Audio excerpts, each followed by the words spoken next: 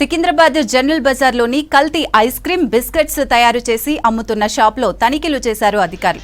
Expiry అయిన bakery items, ice creams, chocolates ను గుర్తించారు.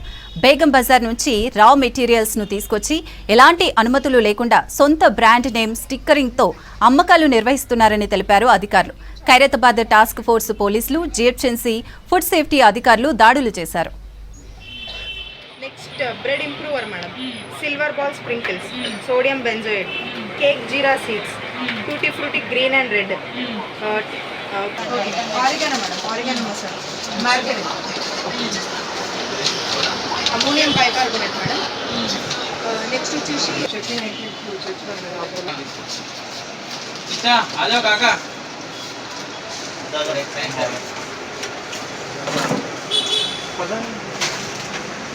బిల్స్ చూడండి, బిల్స్లో మేడం 4-5 బాటిల్